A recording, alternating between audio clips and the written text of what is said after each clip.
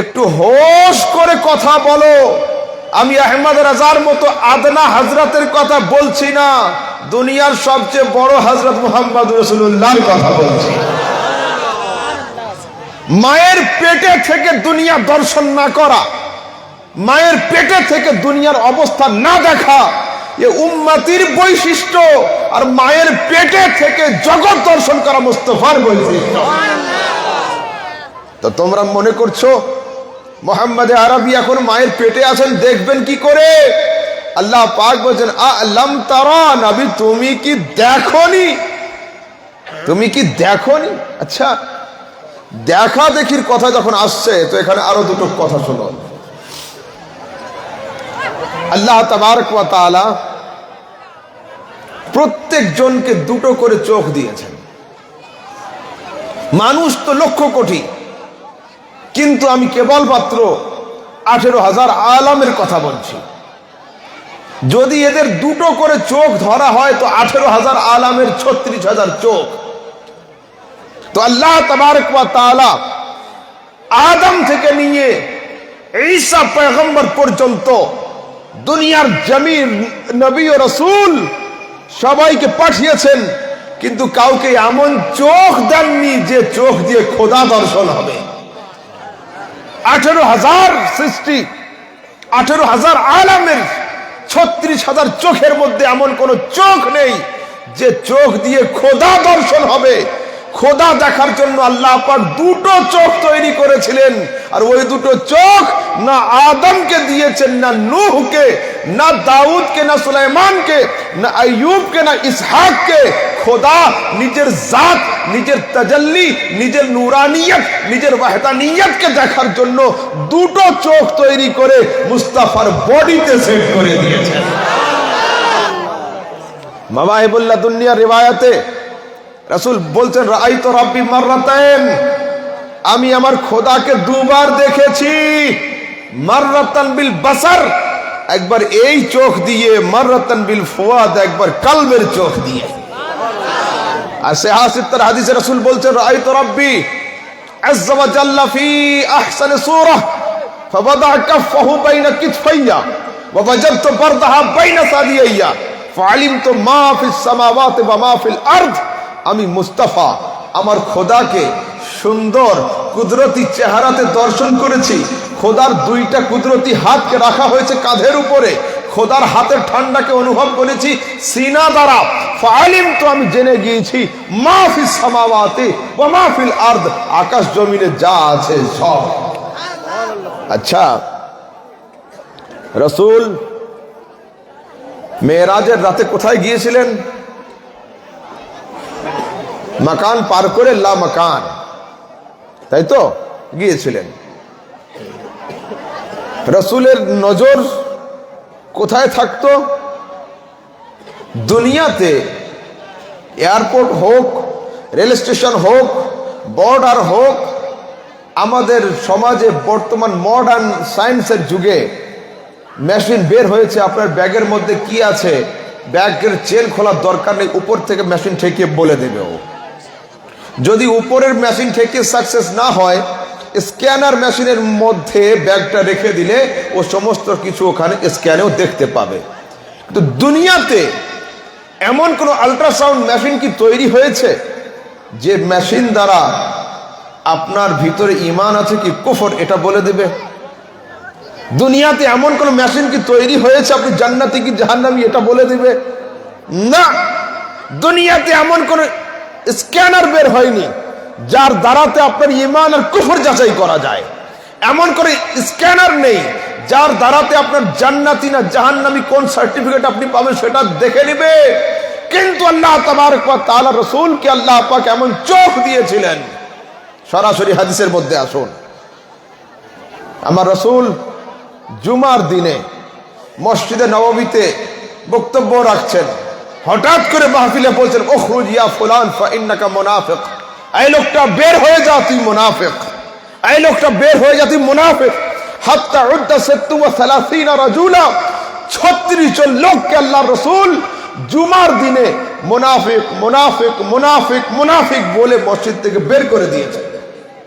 কিন্তু এই 36 জনের মধ্যে একজন লোক দাঁড়িয়ে নবীকে চ্যালেঞ্জ করতে পারিনি যে আমি মুনাফিক, কপালে তো লেখা নেই, প্রমাণ করুন।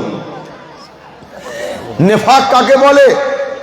হালে দিল, যখন কারোর কুফর প্রকাশ পায় তার নাম হয় কাফের, আর যখন কুফরকে লুকিয়ে রাখে তার নাম হয় নেফাক বা মুনাফিক।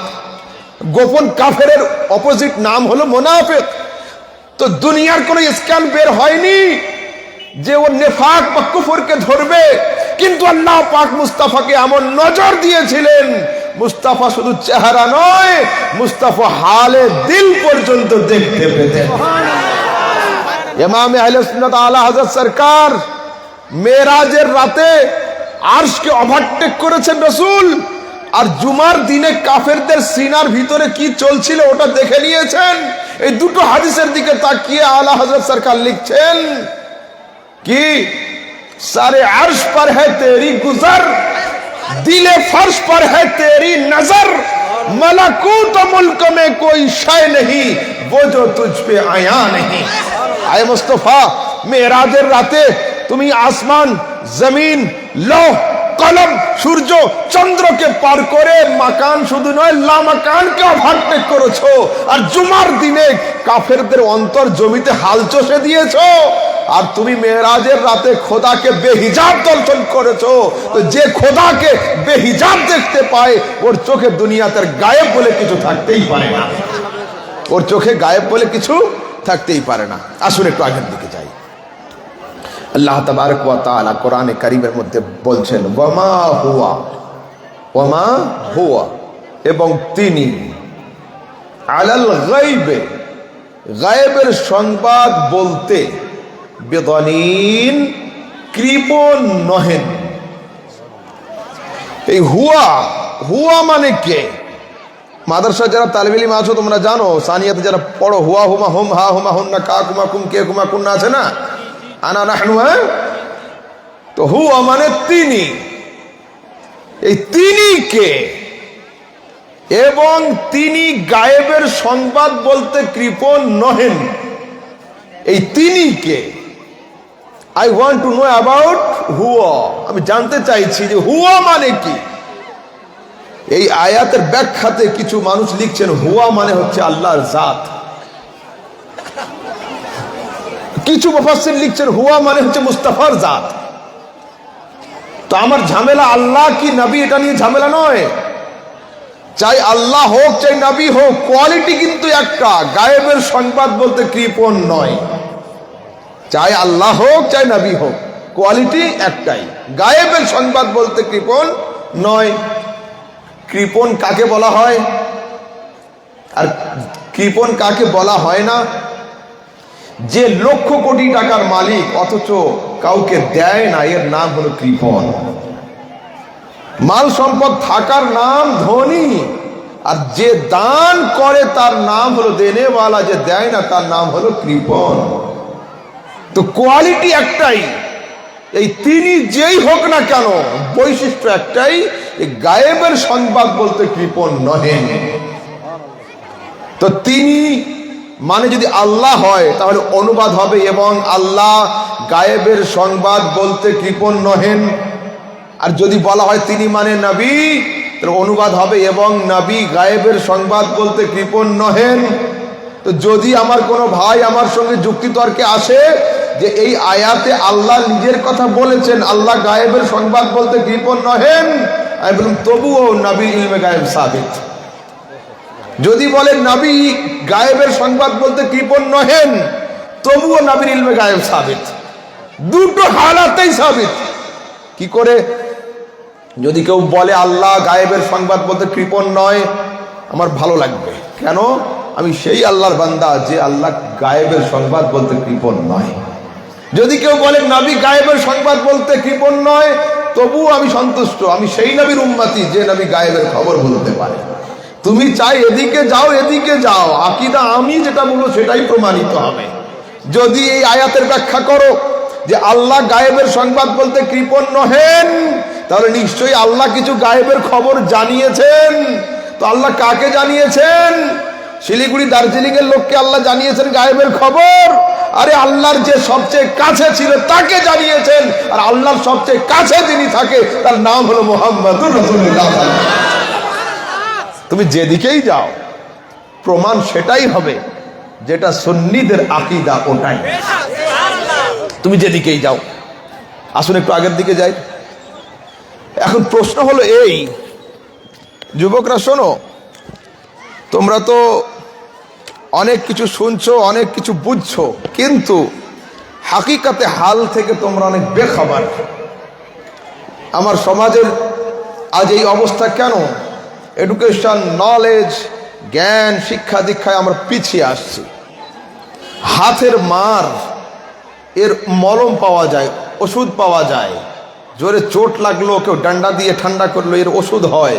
কিন্তু যদি কেউ কলমের খোঁচা দিয়ে কাউকে মেরে দেয়, এই জখম ভরানোর মতো কোনো ওষুধ তৈরি হয়নি। শত শত বছর একটা কলমের মারে চেঞ্জ হয়ে যায়।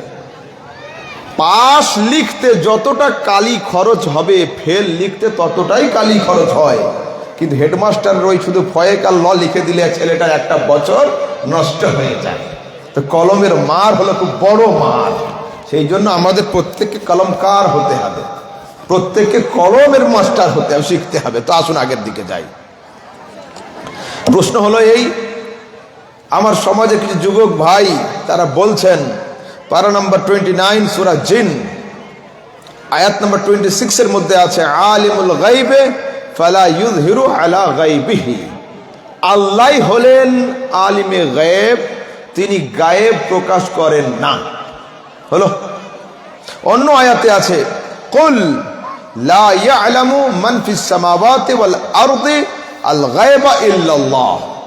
আকাশ জমিনে যা কিছু আছে একমাত্র গায়েব আল্লাহই জানে, বাকি কেউ নয়। ঠিক আছে, এই এক ধরনের আয়াত। এইবার আল্লাহ তাবারক ওয়া তাআলা কোরআনে কারীমের সূরা আলে ইমরানের 44 নম্বর আয়াতের মধ্যে গিয়ে বলছেন, যালিকা মিন আম্বাইল গায়ব নুহিহি ইলাইক। এটা হলো গায়েবের সংবাদ, আমি জানিয়েছি তোমাকে। একটা আয়াতে আল্লাহ বলল যে কাউকে জানায় না, অন্য আয়াতে আল্লাহ পাক বলছেন আমি জানিয়েছি। তো কোরআনের মধ্যে তো দু রকমের আয়াত হয়ে গেল, মানবো কোনটা ছাড়বো কোনটা? আর আল্লাহ পাক চ্যালেঞ্জ করছেন, আফালা ইয়াতাদাব্বারুন, বুদ্ধিমানেরা কি খোঁজ রাখে না? লাউ কানা মিন ইনদি গায়রিল্লাহ, যদি এই কোরআন আল্লাহর কালাম না হতো তো পাতায় পাতায় মতবিরোধ থাকতো, আয়াতে আয়াতে ঝগড়া থাকতো, শব্দে শব্দে বিরোধিতা থাকতো। তো আমি তো দেখতে পাচ্ছি এখন বিরোধিতা, তার মানে কি কোরআন আল্লাহর নয়? না, কোরআনে বিরোধী আয়াত নেই, তোমার দিমাগে বিরোধিতার কাদা ঢুকে গিয়েছে। কোরআনে বিরোধিতা নেই, তোমার বুঝে বিরোধিতা। কি? শুনুন, আগে হযরত ঈসা আলাইহিস সালামের কাছে যাই। মুখ্যমন্ত্রী আর প্রধানমন্ত্রী দুজনের শক্তি কি এক? বেশি কার? প্রধানমন্ত্রীর। তো হযরত ঈসা আলাইহিস সালাম সম্পর্কে কি বলছে? ওয়া রাসূলান ইলা বানি ইসরাঈল ইন্নী ক্বাদ জিতুকুম বিআয়াতিন মির রাব্বিকুম ইন্নী আখলুকু লাকুম মিনাত তিনি কাহাইয়াতিত তায়র। এই আয়াতের শেষে আছে ওয়া উহিল মাউতা বিইذনিল্লাহ। এইবার শুনুন, ওয়া উনাব্বিউকুম বিমা তাকুলুনা ওয়া মা তাদখিরুনা ফি বুয়ুতিকুম। হযরত ঈসা আলাইহিস সালাম দাবি করছেন, তোমরা বাড়িতে কে কি খেয়ে আমার কাছে হাজির হয়েছো আমি সেটা বলে দিব, আর তোমরা বাড়িতে কোথায় খাবার লুকিয়ে রেখেছো আমি ঈসা ওটাও বলে দেব। মা বাবারা বাচ্চাদের কাছে কি পুরা বিস্কুটের প্যাকেট কেটে দিয়ে দেয়? না, মায়েরা যারা সংসারী মা হয় দুটা বিস্কুট দিয়ে বাকি প্যাকেটটাকে একটু উঁচুতে রাখে, সানসাইডের উপরে, বাচ্চার যেন হাত ওখানে না যায়, আর নয় বাক্সের মধ্যে রাখে। কেন? তো 5 মিনিটে শেষ হয়ে যাবে, আর ওপর চাইবে আধ ঘন্টা পরে। ওর জন্যই বাঁচিয়ে রাখে, মা নিজের জন্য নয়, বাচ্চার জন্যই। তো ছোট ছোট বাচ্চারা হযরত ঈসার কাছে আসতেন, আব্বু একটু খাবার দিয়েছে, বাকি খাবারটা দেয়নি, কোথায় আছে? ঈসা আলাইহিস সালাম বলে দিতেন, তোমাদের ঘরে কাঠের যেটা বড় বাক্স আছে ওর ভিতরে ডান কোণাতে রাখা আছে, ছেলেরা বিস্কুট বের করে খেয়ে নিত। তো হযরত ঈসার কোরআন শোনাচ্ছি, কোরআন, কোন হাদিস নয় যে আগামীকাল আহমদ রাজা সামদানি চলে যাওয়ার পরে কেউ বলবে জয়ীফ হাদিস শুনিয়ে গিয়েছে। না, উনাব্বিউকুম, আমি খবর দিব, বিমা তাকুলুনা, যেটা তোমরা খেয়ে আসছো, ওয়া মা তাদাখিরুনা ফি বুয়ুতিকুম, আর যেটা বাক্সের মধ্যে তোমরা লুকিয়ে রাখছো। তো ও পৃথিবীর মানুষ, যদি হযরত ঈসা আলাইহিস সালাম বাক্সের ভিতরে লুকিয়ে রাখার খবর দুনিয়াবাসীকে জানাতে পারে, আমার মুস্তাফা কবরের নিচে কি হচ্ছে সেটা কি জানাতে পারবে না? সেটা কি জানাতে পারবে না? পারবে। अल्हम्दुलिल्लाह, अहमद रजा समदानी बगैर दलील के कोई बात करता ही नहीं है। मैंने जो बात कह दिया है, मैं अड़ गया हूं, उस पर बुखारी की हदीस मैं पेश भी करूंगा वक्त पर। ठीक है, दिल थाम कर सुने। अच्छा, यही बार हजरते मूसा अलैहिस सलामेर मा, हजरते मूसा अलैहिस सलामेर मा আর হযরতে মূসা, হযরতে মূসার বোন, তিনজনের কথা মনে রাখুন। সেই যুগে ফেরাউন খুব জ্যোতিষ ভক্ত ছিল, যারা অ্যাস্ট্রোলজার ছিল ওদেরকে খুব ফলো করত। তো ফেরাউনের রাজত্ব ধ্বংস হবে সেই যুগের বড় বড় পণ্ডিতরা জানিয়ে দিয়েছিল যে তোমার রাজত্বে এমন এক পুরুষ বাচ্চা জন্মাবে যে তোমার রাজত্ব ধ্বংস করবে। তো ফেরাউন হুকুম দিল, আমার রাজত্বে যত পুরুষ বাচ্চা হবে এদেরকে হত্যা করে দাও, মহিলাগুলোকে বাঁচিয়ে রাখো। তো কোরআনে কারীমের মধ্যে আসছে হযরতে মূসা আলাইহিস সালাম মায়ের পেট থেকে দুনিয়াতে তশরিফ নিয়ে চলে এসেছেন, আর মূসার আর ফেরাউনের লস্কররা বাচ্চা খুঁজতে খুঁজতে হযরতে মূসার বাড়ির কাছাকাছি।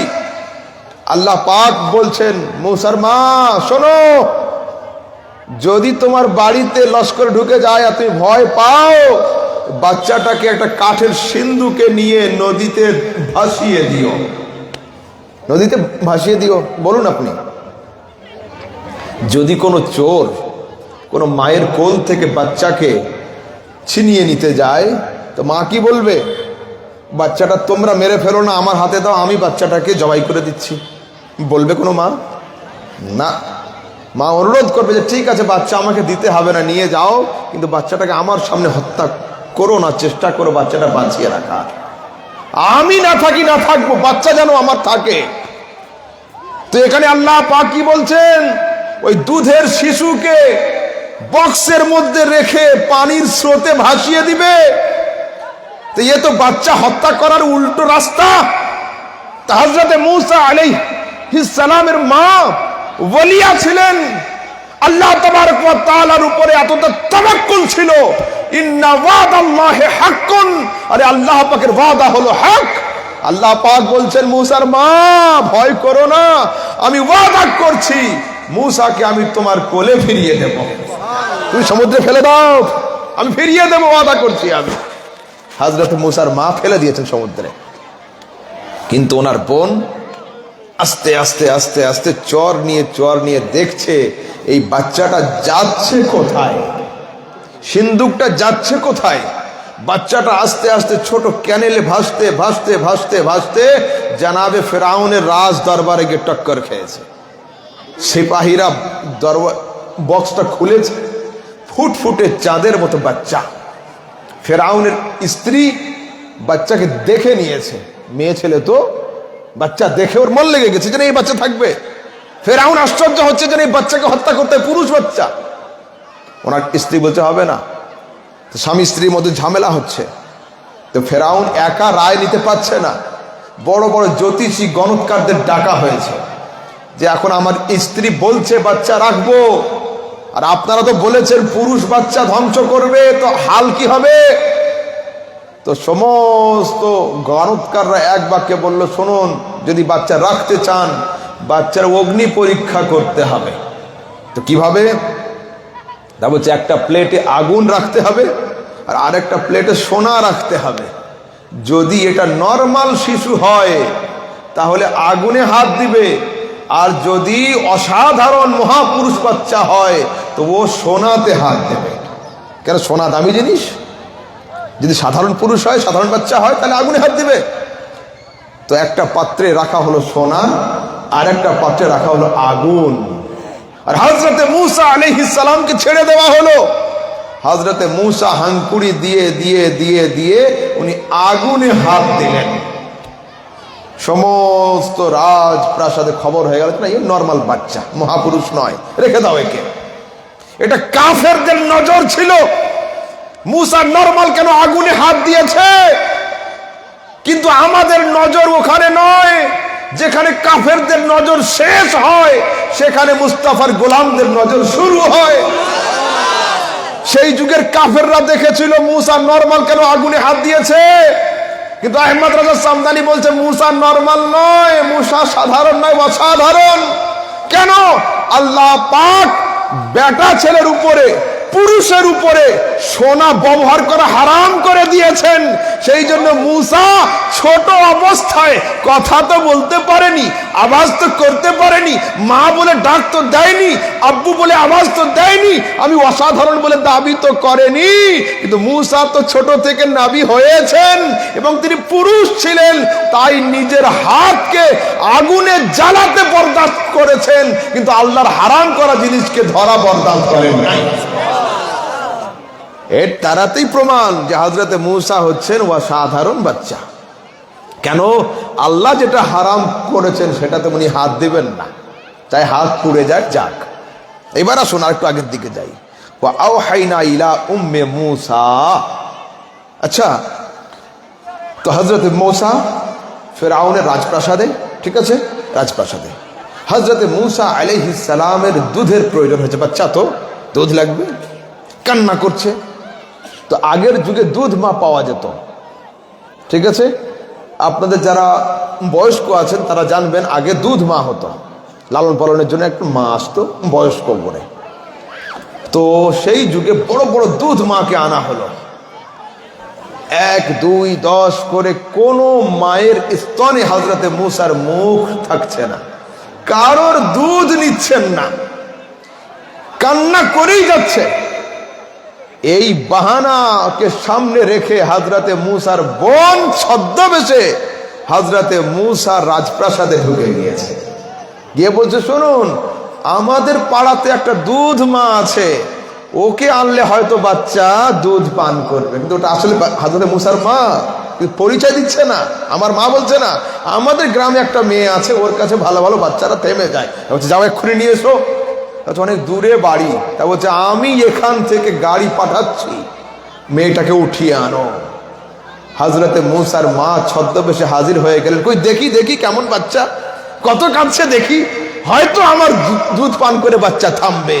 হযরতে মূসাকে কোলে নিয়েছে আপন মা, তো বাচ্চা চমচম করে দুধ পান করতে আরম্ভ করে। কিন্তু আমি জিজ্ঞাসা করছি, হযরতে মূসা, এতগুলো মহিলার দুধ আপনি মুখে নিলেন না কেন? তো হযরতে মূসা ইঙ্গিতের ভাষাতে বলছে, আহমদ রাজা, আমাকে জিজ্ঞাসা না করে আল্লাহকে জিজ্ঞাসা করো। আল্লাহ পাক বলছে, হারামনা আলাইহিল মারাদিআ। আরে মূসা কোন মহিলার দুধ এই জন্য পান করেনি, আমি আল্লাহ কাফেরদের দুধকে মূসার উপরে হারাম করে দিয়েছিলাম। মূসা আলাইহিস সালামের যুগে যতগুলো মহিলা দুধ পান করানোর জন্য এসেছিল প্রত্যেকে কাফেরা ছিল, আর কাফেরার দুধ মুমিনের জন্য হারাম হয়ে থাকে। সেই জন্য হযরতে মূসা পান করেন নাই। ফের এর মধ্যে ফের হাকিকত দেখুন, হযরতে মূসার বাড়ি ফেরাউনের মতো কি আলিশান ছিল? না, পয়গম্বরদের মধ্যে বিলাস বহুলতা থাকে না, নরমাল থাকে ওরা। দুনিয়াতে কিছু লোক বলে থাকে হযরতে হালিমা আমার নবীকে পেলেছিলেন, এই কথা আছে না নেই সমাজে? হযরতে হালিমা নবীকে লালন পালন করেছেন, আস্তাগফিরুল্লাহ, ভুল কথা। হযরতে হালিমা যখন আপন সঙ্গীদের সঙ্গে, সঙ্গিনীদের সঙ্গে বাচ্চা খোঁজার জন্য বের হয়েছিলেন মক্কার দিকে, তো হালিমার উট সবচেয়ে দুর্বল ছিল, হালিমার বকরির থানে দুধ ছিল না। হালিমার খেজুরের গাছগুলোতে ভালো ফসল ফলেছিল না, কিন্তু যখন হযরতে হালিমা মুহাম্মদ আরবিকে কোলে নিয়ে বাড়ি ফিরছেন, যে উট যাওয়ার সময় হাঁটতে পারছিল না, এই উট বাড়ি ফেরার সময় সমস্ত উটনিদেরকে পার করে আগে আগে হাঁটছিল। হযরতে হালিমা মক্কা থেকে বাড়ি ফিরেছেন, ফিরে দেখছেন যাওয়ার সময় ছাগলগুলোর স্তনে দুধ ছিল না, শুকনো ছিল, এখন দুধে ভরপুর হয়ে রয়েছে। খেজুরের গাছে খেজুর ছিল না, খেজুরের গাছ ডালগুলো শুকনো হয়েছিল, দেখছে লম্বা লম্বা খেজুর হয়ে ঝুলছে। তো দুনিয়াবাসী মানুষ বলে থাকে যে হালিমা নবীকে পেলেছিল, আহমদ রাজা বলে হালিমা নবীকে নয়, নবী হালিমাকে পেলেছিল। হযরতে হালিমা নবীকে নয়, নবী হযরতে হালিমাকে পেলেছিলেন। কেন? হযরতে হালিমার বাড়িতে যত খাবার আইটেম আল্লাহ দিয়েছিলেন মুস্তাফা করিমের ওসিলাতে দিয়েছিলেন। তো দেখুন, যদি এখানে হালিমা নবীকে না পালে, নবী হালিমাকে পালে, তো হযরতে মুসার বাড়ি খুব হাইফাই নয়, পয়গম্বরদের যেমন নরমাল বাড়ি সেই রকম। তো হযরতে মুসা মায়ের কোলে থেকে মুজিজা দেখানো শুরু করেছে। আয় মা, তুমি তো ভাঙা বাড়ির ছাদে ভাঙা টিনের তলে থাকতে, তোমার মুসা তোমাকে ভাঙা টিনের ঘরে নয়, ফেরাউনের রাজপ্রাসাদে থাকার ব্যবস্থা করে দিয়েছে। আল্লাহু আকবার। চলুন আগের দিকে যাই, এসব অনেক লম্বা চওড়া, এক একটা নোকতা এতে আসবে, আমি ওদিকে যাব না খুব বেশি, ঠিক আছে? দুই চারটে হাদিস শোনাই। চলুন হাদিস নেন। রাসূলের নজর কাকে বলে? সরাসরি বুখারী শরীফ হাদিস নাম্বার ৭,২৯১, বুখারীর হাদিস। আমার রাসূল ঘরের মধ্যে ছিলেন, ঠিক আছে, মা আয়েশা সিদ্দিকার হুজরার মধ্যে। বাইরে দুই চারটে মুনাফিক ওরা সমালোচনা করছিল নবীর চোখ কত দূর যায়, নবীর নলেজ কেমন, নবীর জ্ঞান কেমন। আমার রাসূল সাল্লাল্লাহু আলাইহি সাল্লাম মা আয়েশা সিদ্দিকার ঘর থেকে বের হয়েছেন, হাদিসে আসছে তার এই দুটো চোয়াল মোবারক এত লাল হয়েছিল যেমন বেদানার দানাগুলো লাল হয়ে থাকে, এত রাগান্বিত ছিলেন।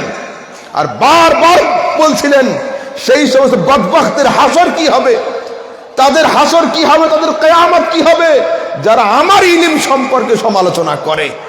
তারপরে রাসূল মেম্বারে বসে গিয়ে বলছেন, সালুনি আম্মা শি'তুম, সালুনি আম্মা শি'তুম, সালুনি আম্মা শি'তুম, তোমাদের যার যা কিছু জানার আছে আমাকে জিজ্ঞাসা করো, আজকের আমি তোমাদেরকে উত্তর দিয়ে দেব। একজন লোক দাঁড়িয়েছে, আইনা মাকআদি ইয়া রাসূলুল্লাহ, হুজুর মরার পরে আমি যাব কোথায়? রাসূল বলেন, মাকআদুকা ফিন নার, তুই জাহান্নামে যাবি। বসে গিয়েছে ও। আরেকজন দাঁড়িয়েছে, আইনা মাদখালি ইয়া রাসূলুল্লাহ, হুজুর আমার স্থান হবে কোথায়? রাসূল বলেন, মাদখালুকা ফিল জান্নাহ, তুমি জান্নাতে যাবে। কিন্তু জান্নাত জাহান্নাম দূরের জিনিস, সামনে তো হয় না। তো গ্রামে একটা লোক ছিল যার আব্বা নিয়ে সমস্যা ছিল। ও যাকে আব্বা বলে গ্রামের বয়স্করা বলে ওটা তোর আসল বাপ নয়। এই তো সব গ্রামে সমস্যা থাকে, এরকম তো একটা কেস, রেয়ার কেস থাকে। তো এ বলছে চলো আজকে নবীর যখন মুড আছে নবীকে জিজ্ঞাসা করি। ও দাঁড়িয়ে গেছে, দাঁড়িয়ে বলছে, মান আবি ইয়া রাসূলুল্লাহ, হুজুর আমার আব্বা কে? রাসূল বলছেন, আবুকা হুযাফা, নো টেনশন, নো প্রবলেম, তুই যাকে আব্বা বলিস ওটাই তোর বাপ, গ্রামের লোক যাই বলুক। সন্তুষ্ট হয়ে গেছে, বসে গিয়েছে। আরো একজন দেখছে যে আমারও তো একটু বাপ নিয়ে সমস্যা, আমি জিজ্ঞাসা করি। ও উঠেছে, উঠে বলছে, মান আবি ইয়া রাসূলুল্লাহ, হুজুর আমার আব্বা কে? রাসূল বলছেন, আবুকা সালিমুন মাওলা শাইবা, তুই যাকে আব্বা বলিস ওটা তোর আসল বাপ নয়, তোদের বাড়ির রাখাল হলো তোর আব্বা। কত বড় কথা! এই কথা যদি কেউ কাউকে বলে যে তুই যাকে আব্বা বলিস তোর আব্বা ওটা নয়, তোদের বাড়ির রাখাল তোর বাপ, তো শিলিগুড়ি থেকে নিয়ে দার্জিলিং পর্যন্ত পিছনে হাসুয়া নিয়ে দৌড়াবে, জবাই করে ফেলবো ওকে। কিন্তু ও কাফের জানতো, ও জালিম জানতো যে মুস্তাফার জুবান দিয়ে যেটা বের হয়, বন্দুকের গুলি তো মিস করতে পারে, তীরের নিশানা মিস হতে পারে, জুবানে মুস্তাফার কোনো কথা মিস হবে না। ও বাড়ি গিয়েছে, বাড়ি গিয়ে ওর মা ছিল রান্নাঘরে। কে কার আব্বা? ওর মা আর আল্লাহ ছাড়া কেউ তো জানবে না। এর হাকিকত কি? মায়ের হাত ধরেছে, বলছে আম্মা আজকের ভরাম মজলিসে মোহাম্মদ ইবনে আব্দুল্লাহ আমাকে বলেছে যে আমি যাকে আব্বা বলি ওটা আমার আব্বা নয়, এর হাকিকত তুমি আর আল্লাহ ছাড়া কেউ জানো না, বলো সত্যি কথা কি? কিন্তু মা জুবান খোলার আগে শুনে রাখো, আমি এখনো নবীর হাতে হাত দিয়ে কলমা পড়িনি, কিন্তু আমি এতটুকু জানি ও বসে থাকে ফারশে, ওর নজর থাকে আরশে। মা বলার আগে খেয়াল করো, আমি এখনো মুহাম্মাদের ভক্ত হইনি, কিন্তু আমি জানি ও দুনিয়াতে বসে বসে আসমানের খবর দিতে পারে। মা আমি এতটুকু জানি যে ও কোনোদিন সত্য ছাড়া মিথ্যা কথা বলে না। মা বলো সত্য কথা কি? মা সঙ্গে সঙ্গে নত শিরে বাক্যের আওয়াজকে স্লো করে বলছে, বাবা তলবার রাখো, যে কথা বলেছে সত্যি। তোমার আব্বা ছিল দুর্বল, কিন্তু এই অঞ্চলে সবচেয়ে বড় ধনী সম্পদশালী জমিদার ছিল। তো আমি দেখলাম যদি কোনো আওলাদ পয়দা না হয় তো তোমার আব্বার সম্পদগুলো নিলাম হয়ে যাবে, তাই তোমার আব্বার সম্পদ বাঁচানোর জন্য রাতের অন্ধকারে রাখালকে দিয়ে আমি তোমার জন্ম দিয়েছিলাম। ও পৃথিবীর মানুষ, ইমানদারি ভাবে বলুন, কে কার বাপ? ওর মার আল্লাহ ছাড়া তৃতীয় কেউ জানে না, কিন্তু আল্লাহ তাবারক ওয়া তাআলা মুস্তাফার চোখে এমন পাওয়ার দিয়েছিলেন, নবীর নজরকে উঁচু করলে সাতটা আসমানকে দেখে নিতেন, নজরকে নিচু করলে সাতটা জমিনকে দেখে। ফের তোমরা বলছো আমার নবী জানে না? চলো না আবার বুখারীর হাদিস শোনাই। এই হাদিস বুখারী শরীফ 3675 নম্বর হাদিস, ঠিক আছে? বুখারী 3675 নম্বর। রাসূল সাল্লাল্লাহু আলাইহি ওয়াসাল্লাম উহুদ পাহাড়ে উঠেছেন। উহুদ পাহাড় যারা হজ করতে যায়, উমরা করতে যায়, তারা জানে উহুদ পাহাড় আছে না, উঠেছেন। হাদিসে আসছে সাইদান নবী সাল্লাল্লাহু আলাইহি ওয়াসাল্লাম উহুদান, উহুদ পাহাড়ে উঠেছেন। ওয়া মাহু আবু বকর ওয়া উমর ওয়া উসমান, রাসূলের সঙ্গে হযরত আবু বকর, হযরত উমর, হযরত উসমান উঠেছেন, তিনজন। ডান দিকে আবু বকর সিদ্দিক, বাম দিকে উমর, উসমান রাদিয়াল্লাহু তাআলা আলাইহিম আজমাইন। ফারাজফা, পাহাড় নড়তে আরম্ভ করেছে, উহুদ পাহাড় নড়ছে। ফাদারাবা বিরিজলিহি, অন্য রিওয়ায়াতে আছে রাসূল পায়ের ঠোকর মেরেছেন উহুদে, পা দিয়ে লাথি মেরেছেন, দিয়ে বলছে উসবুত উহুদ, আয় উহুদ থাম, আয় উহুদ শান্ত হয়ে যা। ফাআলাইকা নাবিয়্যুন ওয়া সিদ্দীক ওয়া শাহীদান, এখন তোর উপরে একজন নবী দাঁড়িয়ে আছে, একজন সিদ্দিক দাঁড়িয়ে আছে, আর দুইজন শহীদ দাঁড়িয়ে রয়েছে। তো নবীর সঙ্গে ইন্তেকালের পরে কি লাশ উঠেছিল না জিন্দা আবু বকর, জিন্দা উমর, জিন্দা উসমান উঠেছিল? জিন্দা উঠেছিল, লাশ তো হাঁটতে পারে না। তো রাসূল কি বলছেন, আয় পাহাড় শান্ত হ, তোর উপরে নবী মানে আমি দাঁড়িয়ে আছি, আমার ডান দিকে সিদ্দিক আবু বকর দাঁড়িয়ে আছে, আর বাম দিকে দুটো শহীদ দাঁড়িয়ে রয়েছে। তিনজন তো জিন্দা, কিন্তু রাসূল তিনজনের ডিগ্রি দুই রকম দিলেন। একজনকে বললেন নরমাল ইন্তেকাল করবে, আর দুজনকে বললেন এরা শহীদ হয়ে যাবে। তো পৃথিবীর মানুষ, তোমরা বলো কার মওত কখন হবে? একমাত্র আল্লাহ আর মালাকুল মওত ছাড়া কেউ জানে না। তো আমার রাসূল ডান হাতের লোককে বলছে তোমার মরণ হবে বাড়িতে পড়ে, তোমাদের দুইজনের মওত হবে শহীদ হয়ে। তো মুস্তাফা করিম শুধু তোমাদের হায়াত নয়, কে কবে মরবে মুস্তাফা সেটা পর্যন্ত দেখতে দেবেন। হলো এটা, শুধু তো এটা হলো। এখানে আরেকটা হাদিস ইনপুট করে দি, ব্রেনে আসছে, লেখা নেই এখানে। কিছু মানুষ প্রশ্ন করে কারবালার যুদ্ধে ইমামে হোসাইন গলা কাটালেন, তো তোমাদের নবী যদি গায়েবের খবর জানবে তো নাতিকে পাঠালো কেন? আমি বললাম হ্যাঁ, তোমরা নানা, নবীও ছিলেন নানা, তোমাদের নানা হওয়ার নবীর নানা হওয়ার মধ্যে পার্থক্য হলো এটাই। গ্রামে ঝামেলা লাগলে নানা নাতিগুলোর হাত ধরে বাড়িতে নিয়ে চলে যায়, আর আমার মুস্তাফা এমন নানা ছিলেন ইসলাম বাঁচানোর জন্য আপন নাতির গলাকে কাটিয়ে দিয়েছেন। বর্তমান যুগের লিডার আর সেই যুগের লিডারের মধ্যে পার্থক্য এই, বর্তমান যুগে দেখবেন বড় বড় নেতারা কোনোদিন মার খায় না, সব বুলেট প্রুফ গাড়িতে থাকে, সিকিউরিটি থাকে, মার খায় ভোটাররা, এ ওকে মারে ও ওকে মারে। আর বড় নেতা হলে দূরবীন দিয়ে সিসিটিভি ক্যামেরা দিয়ে দেখবে যে শুটিং কেমন চলছে, কিন্তু ময়দানে কেউ থাকবে না। সেই যুগের হিটলার থেকে নিয়ে বর্তমান যুগের ইয়েজিদ, ফেরাউন, নমরুদ আর সাদ্দাত গুলোকে তাকিয়ে দেখুন, সব ওয়ালের পিছন থেকে দেখে, কিন্তু মুহাম্মদ রাসূলুল্লাহ এমন নায়ক ছিলেন, এমন লিডার ছিলেন, তিনি দূর থেকে যুদ্ধ দেখতেন না, সাহাবীদের সঙ্গে ময়দানে হাজির হয়ে নিজে যুদ্ধের কমান্ডারি করতেন।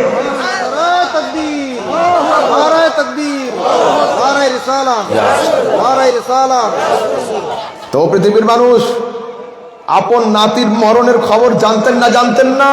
জানতেন।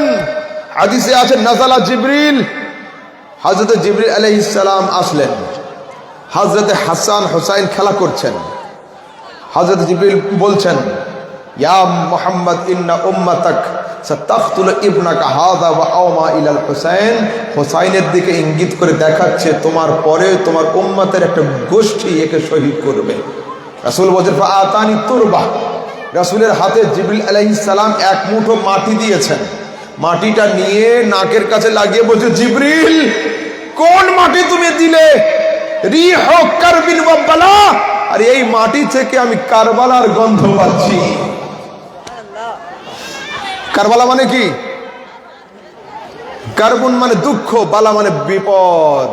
আমি কারবালার গন্ধ পাচ্ছি, মানে দুঃখ এবং বিপদের সংকেত পাচ্ছি।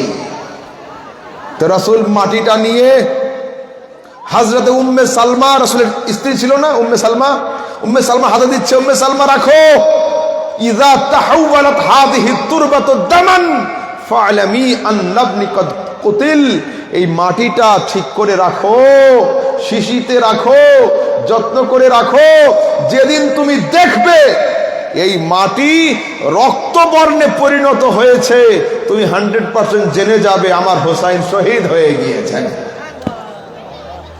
যদি আমার আগের শায়ের ইসলাম সাহেব এখানে কাউকে বলে যায় যে তুমি এখানে বসো, আজকের জলসার আখিরি দোয়া কে করে দেখে এসে আমাকে শোনাবে, তো জলসা শেষ হওয়ার আগেও কি চলে গেলে হবে? কেন চলে গেলে দেখতে পাবে না? তো আমার রাসূল নিজের 9 জন স্ত্রী ছাড়া হযরতে উম্মে সালমা নামের স্ত্রীর হাতে কেন দিলেন? যদি কারবালা যুদ্ধের আগে রাসূলের স্ত্রী মারা যায়, ইন্তেকাল করে, তো মাটি রক্ত হচ্ছে কি না হচ্ছে দেখতে পাবে না।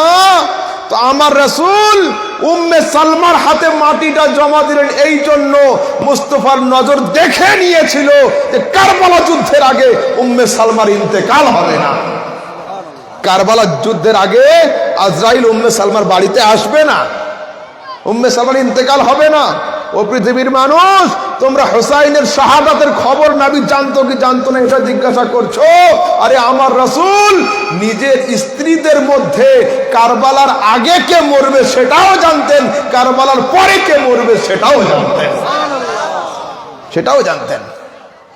তোমরা প্রশ্ন করছো এই কথা, আসুন একটু আগের দিকে যাই।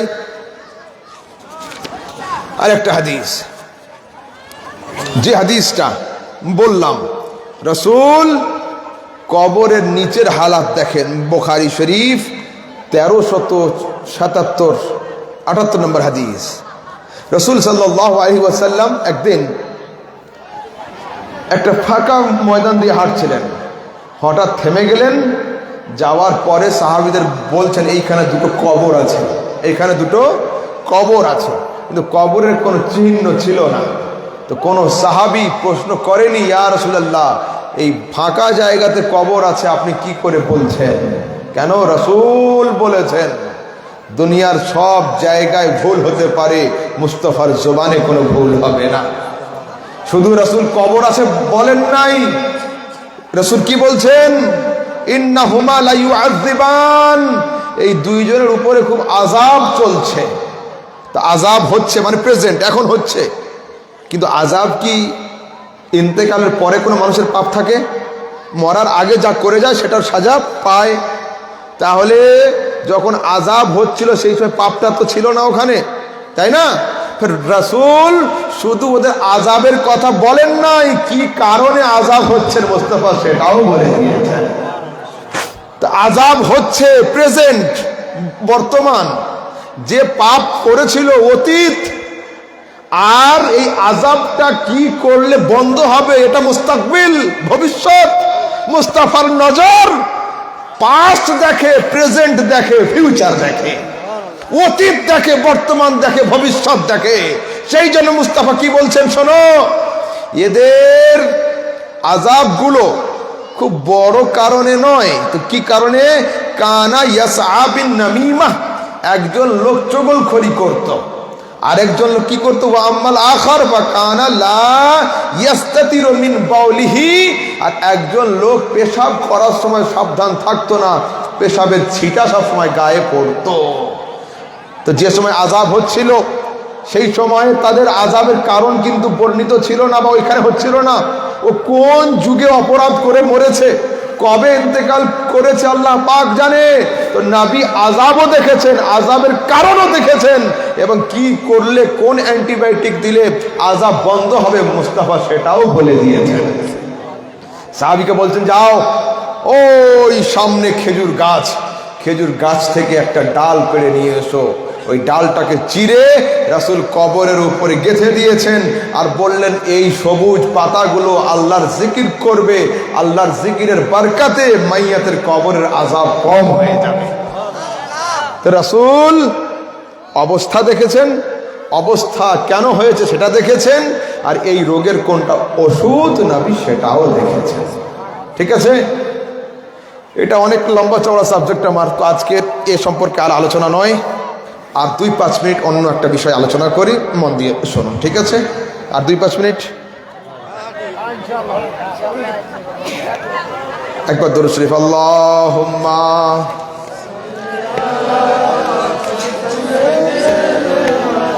মাওলানা মুহাম্মদ ওয়া আলা আলিহি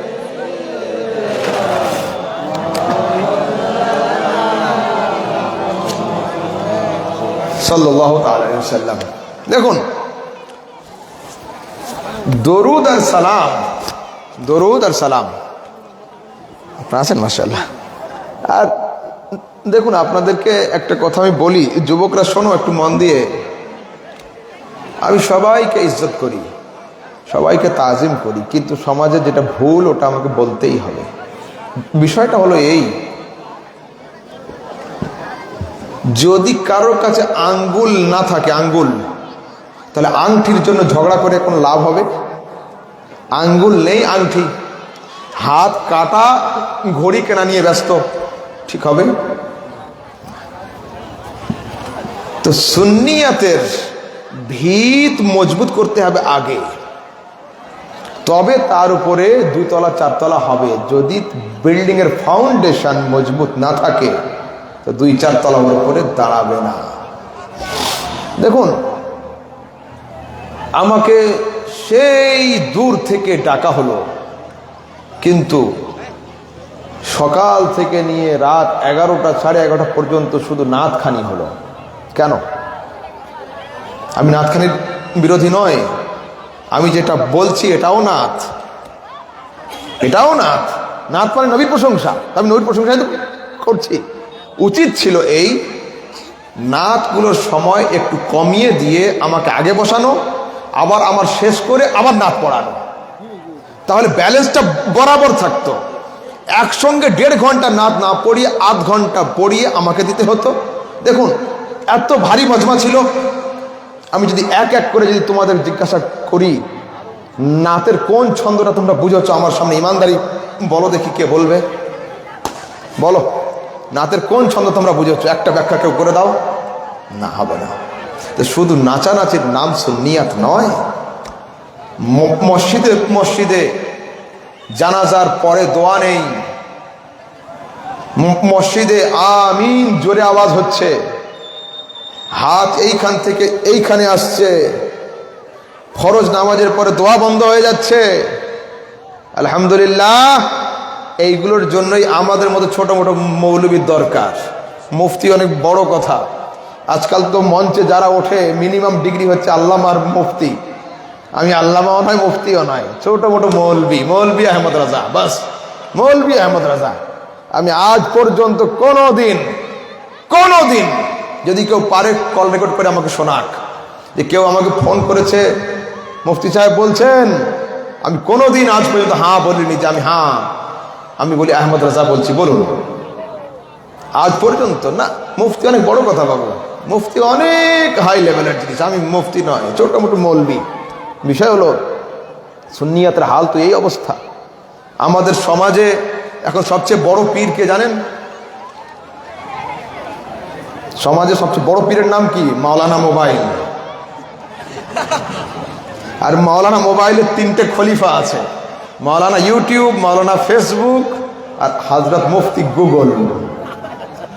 এই 3টে খলিফা আর এটা পীর। আমাদের সমাজের যুবকরা, স্কুল কলেজের ছেলেরা আর কি আলেমদের কাছে আসে না? ইউটিউবে আজহারি সাহেব কি ফতোয়া দিয়েছেন, নায়েক সাহেব কি ফতোয়া দিয়েছেন, পাকিস্তানের তারিক মাসুদ 4টে বিয়ে করার কথা বলেছেন, আব্দুর রাজ্জাক বিন ইউসুফ এই কথা বলেছেন, বাস। কেন ইউটিউব ফেসবুকে কি পাওয়া যায় না? বাচ্চাদের মুসলমানি থেকে নিয়ে পেট অপারেশন পর্যন্ত যে ভিডিও চাইবেন ইউটিউবে সেটাই পাওয়া যায়, আছে না নেই? তো আজ পর্যন্ত ইউটিউবের ভিডিও দেখে ওই ছুরি কাঁচি কিনে কোনো গার্জেন কি নিজের বাচ্চার মুসলমানি নিজে করেননি? অপারেশন তো বড় কথা, মুসলমানি করে না। আমি আহমদ রাজা যদি আগামীকাল শিলিগুড়িতে গিয়ে চেম্বার খুলি আর লিখি যে এখানে আহমদ রাজা অপারেশন করবে, আপনারা কারা কারা আসবেন আমার চেম্বারে?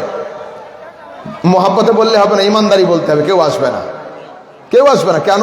সবাই জানে যে মৌলবী মানুষ, মৌলবীর কাছে পেট অপারেশন করতে গেলে জান চলে যাবে, জান কা খতরা। হ্যাঁ, I am agree with you, আমিও তোমার সঙ্গে একমত। মাওলানার কাছে অপারেশন করলে জানের খতরা, জান চলে যাবে। আর ইউটিউবে বসে থাকা ডাক্তারের কাছ থেকে ফতোয়া নিলে ঈমান চলে যাবে। সুন্নিদের কাছে জানের চাইতে ঈমানের মূল্য অনেক বেশি। तो हम जान तो दे सकते हैं मगर ईमान को हाथ से जाने नहीं देंगे। তো আমাদের সমাজে আজ এই হাল কেন? আমাকে ডাকলেন কেন এত দূর থেকে? যদি আপনাদের উঠেই যেতে হবে বাড়িতে, তো আমার সময় নেই। আর জলসা আমার পেশাও নয়, আমার অন্য কাজ রয়েছে। যে লোকটা সুন্নিয়াতের ভিত মজবুত করবে, আজ সে মঞ্চে আসলে আস্তে আউট। তার মানে কি শুধু আপনারা যে কজন আছেন এই কজন লোকের জান্নাত দেওয়া দরকার, আর কারো দরকার নেই?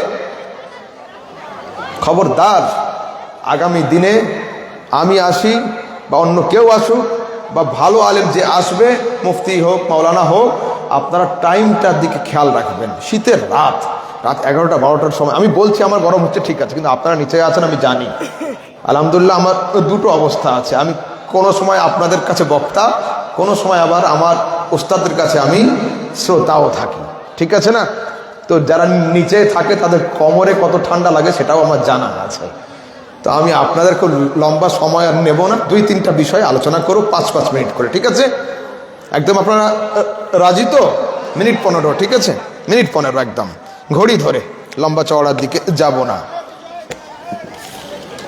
একবার দরুদ শরীফ পড়ুন তো, আল্লাহুম্মা সাল্লি আলা সাইয়্যিদিনা মাওলানা মুহাম্মদ বারিক ওয়া সাল্লিম সাল্লু আলাইহি সালাতু ওয়া সালামু আলাইকা ইয়া রাসূলুল্লাহ সাল্লাল্লাহু তাআলা আলাইহি ওয়াসাল্লাম। আমরা কবরস্থানে গিয়ে কবরে যখন সালাম দিই, কি সালাম দিই? আসসালামু আলাইকুম ইয়া আহলাল কুবুর ইয়াগফিরুল্লাহু লানা ওয়া লাকুম আনতুম সালফুনা ওয়া নাহনু বিল আসার। এটাই তো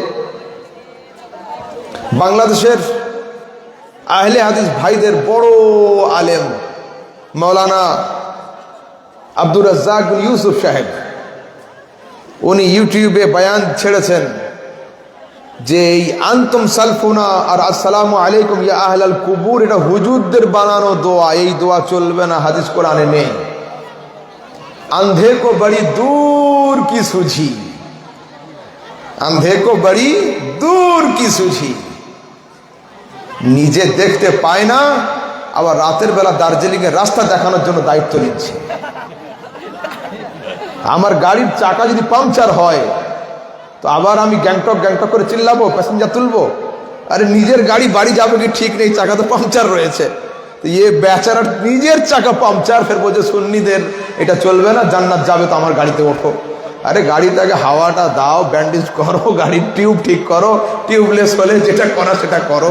দেখুন তিরমিজি শরীফের নাম শুনেছেন? তিরমিজি, বুখারী, মুসলিম, তিরমিজি, সিহাহের ৩৩ নম্বর হাদিস। এই তিরমিজি শরীফের 1073 নম্বর হাদিস।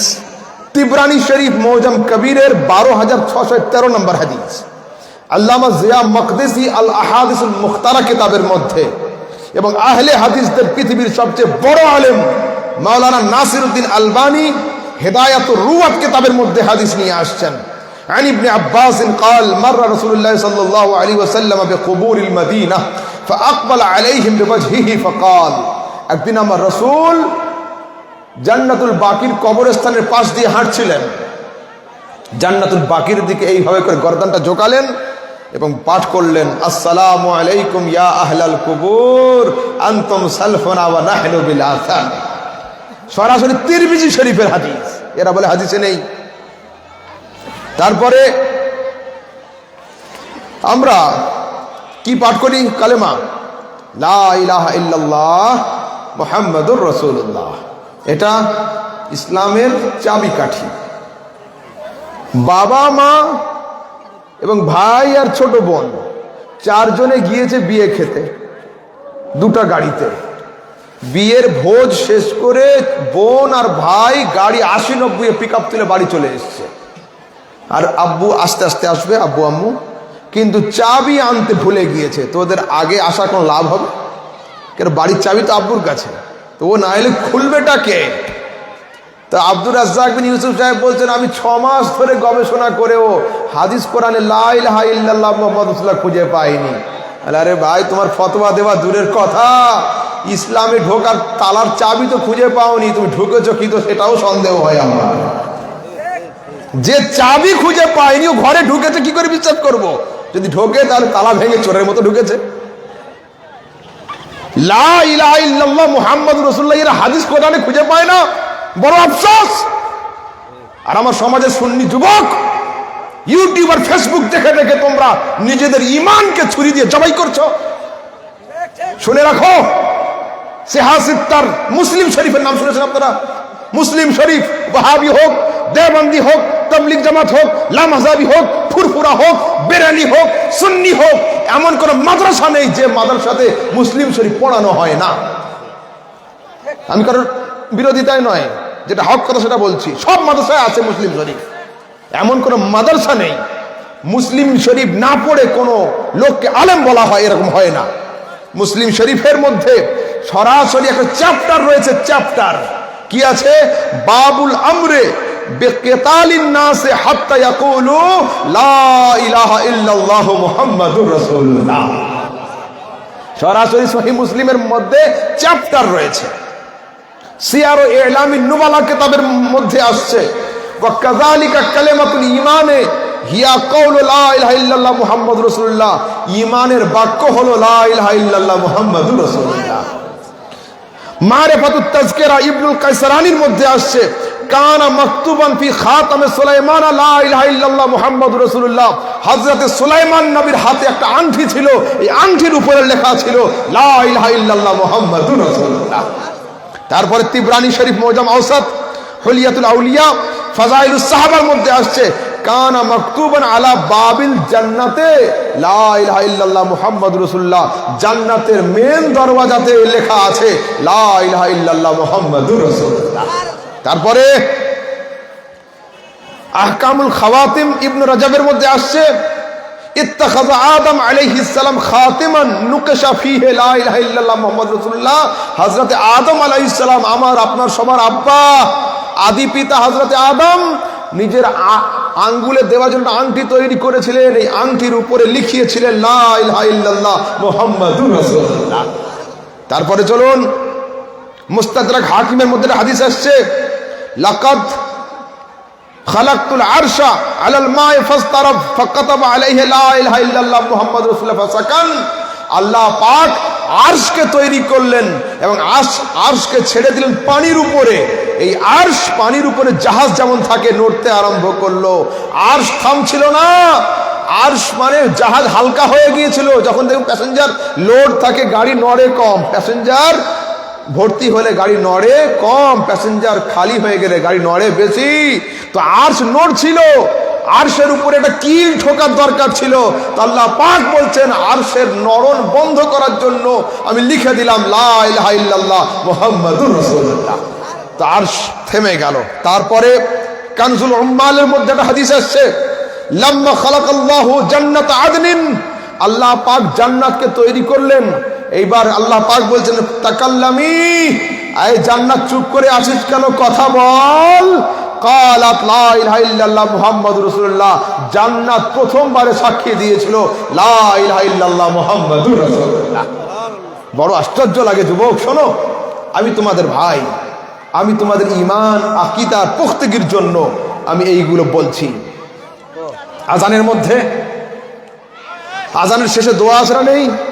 আল্লাহুম্মা রাব্ব হাযিহি দা'ওয়াতি তাম্মাহ ওয়াস সালাতিল কাইমাহ আতি মুহাম্মাদানিল ওয়াসিলাতা ওয়াল ফাযীলাহ ওয়াদ দারাজাতার রাফীআহ ওয়াব'আথহু মাকামান মাহমুদানিল্লাযী ওয়া'আদতাহু ওয়ারযুকনা শাফাআতাহু ইয়াওমাল কিয়ামাহ ইন্নাকা লা তুখলিফুল মিআদ। কুছ ফরমা রহে? 12টা। জি জি জি জি হলো। এবার শুনুন, এইটাকে একজন বক্তা সাহেব বলছেন, এই অরজুকনা শাফাআতাহু ইয়াউমাল কিয়ামাহ, আয় আল্লাহ নবীর শাফাত আমাদের জন্য হালাল করে দিও, এটা আর ইন্নাকা লা তুখলিফুল মিয়াদ, এই দুটো শয়তানের তৈরি করা। লা হাওলা ওয়ালা কুওয়াতা ইল্লা বিল্লাহ, এই দুটো শয়তানের তৈরি করা।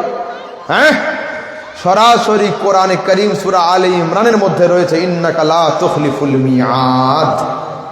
আর বুখারী, আবু দাউদ, তিরমিজি, নেসাইর হাদিসে আছে হাল্লাত লাহু শাফাআতি ইয়াউমাল কিয়ামাহ, আয় আল্লাহ কিয়ামতের দিনে নবীর শাফাত আমাদের জন্য হালাল করে দিও। হলো। আর বাইহাকির মধ্যে 2009 নম্বর হাদিসের মধ্যে সরাসরি ইন্নাকা লা তুখলিফুল মিয়াদ শব্দ রয়েছে। আল্লাহ তাবারক ওয়া তাআলা আমাদের সবাইকে সঠিক বোঝার, সঠিক জানার এবং সঠিককে কবুল করার তৌফিক দান করেন এবং বাতিলকে ছুঁড়ে ফেলার তৌফিক দান করেন এবং আমাদের সবাইকে আহলে সুন্নাত ওয়াল জামাতের উপরে দণ্ডায়মান থাকার তৌফিক দান করেন। যুবকরা শোনো, বাবা বন্ধ কর দো।